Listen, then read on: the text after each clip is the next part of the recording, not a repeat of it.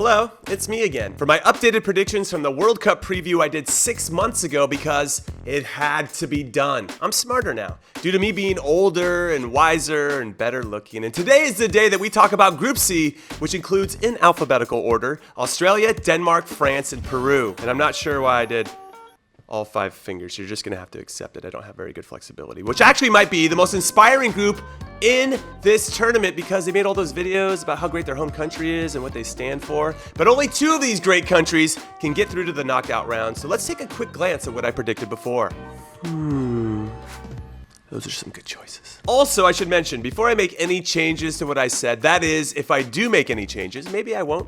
If you predict the correct order for each team in the group in the comments, you will definitely get some Warmballers stickers. However, you're gonna have to be patient with us because if a whole bunch of you get everything exactly right, it's just gonna take us some time to get you some stickers because that's a lot of envelopes and a lot of stamps and a lot of addresses to write down. So again, please be patient with us. I'm planting that seed now. Also, you'll be eligible to win some Warmballers gear, so you should make your predictions right now. Or you know what? Maybe you should wait until after I blow your minds with my analysis. It's your call. Anyway, let's talk a little Aussie, Aussie, Aussie, oi, oi, oi. Because they got themselves a manager named Bert Van Marwijk, who was given the job after former coach, I can't say his name. Starts with an A, ends with an E, then his second name is P, ends with E. It doesn't matter. He stepped down following Australia's qualification, and you actually might have heard of this Bert dude before because he was in charge of the Netherlands when they made it to the World Cup final in 2010. Yes, that is some pedigree. And he recently helped Saudi Arabia qualify for the World Cup before moving on, but that gave him the opportunity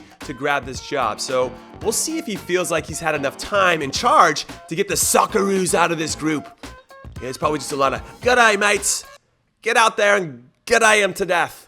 You're gonna get all 3 points. G'day." Because even though they got Massimo Luongo, who was QPR's Player of the Year last season, and Aaron Moy, who is the heart and soul of Huddersfield Town, and Matt Ryan, who is Brighton's #1 in goal and the Player of the Season as voted on by the supporters, do they have enough everywhere else? That's what I want to know. Now, I know what they lack in talent, they'll make up for with grit and determination, but so will Peru, who welcomed their captain Paulo Guerrero back into the fold after his doping ban got lifted, which, as you can imagine, is very important for the team in a lot of ways because of his leadership and timely goals and what he has meant to the country over the years. So it should, in theory, boost the country's hopes and dreams of getting out of a tough group, especially since Peru is historically considered to be a tournament team, and I say that in the sense that their level of play increases at Copa Americas and World Cups when compared to friendlies and qualifiers. So I have no doubt up for this. Also during their historic qualification, which is their first time back to the World Cup in 36 years, they had the 3rd highest goals scored in their qualifying group with 27, scoring 8 more goals than Argentina and 6 more than the next place Colombia. So I think the big question for them will be, can they continue this scoring pattern through the World Cup? Which I believe is the big question for Denmark too, since Lord Bentner has been ruled out of the tournament due to injury. I mean, if the players aren't wearing black armbands in Lord Bentner's honor, then what are they even doing with their lives? However, I am not joking because one of the biggest issues the Danes have is their lack of creating chances during qualifying, which often led to some very tight matches, besides the last one where they completely dominated Ireland. So all of the pressure and responsibility, like the big star in that game, is going to fall on Christian Eriksen to be the main creator for the team. But I'm sure all the other countries in the group know that as well, which means I expect Eriksen to be crowded and surrounded by multiple players at all times, or if they were smart, that's what they would be doing, which means it's going to be up to some other Danes to step up. Just like it's going to be on France to step up as well, because everyone agrees that they have undeniable talent in all areas of the field. But having undeniable talent doesn't mean you deserve to win or that you're entitled to win any trophies, because you have to earn it. You have to fight for it.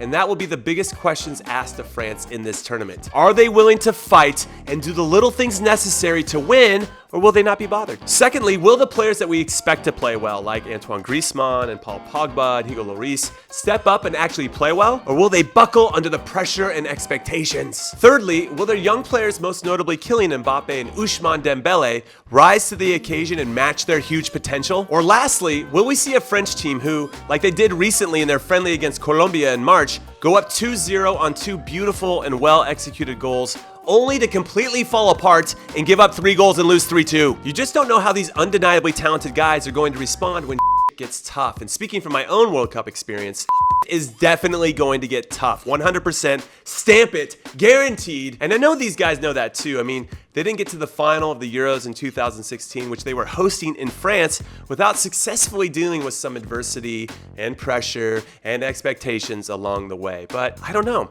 They still feel somewhat vulnerable to me, and that friendly against Colombia pretty much sums up how I feel about them. Like, I admire them, but I'm not scared of them, if that makes any sense. When I played against Argentina or Germany, I wasn't necessarily scared of them, or if I was, I would never admit it to you guys. Never, ever, ever do that. But they were teams that you knew would stomp on your throat and rip out your heart. Whereas when I played against Italy, it felt like you knew you were going to get a chance, which made them less intimidating in a way. And I feel like France is like that too. Now, obviously, they have great players, that goes without saying, but they're not going to stomp on your throats and make you fear them. Though I do believe that their talent will help them win this group, but I got Peru finishing second now, so I'm sorry, Denmark, even though my dad's side of the family is from there. I'm dropping you down because no Bentner, no party, and because I think Peru has that something special about them. So Denmark is in third, and Australia will be bringing up the rear in fourth. So what do you guys think? Did I nail this or what? I definitely nailed this. So let me know your thoughts, and then be on the lookout for Group D coming next. Later.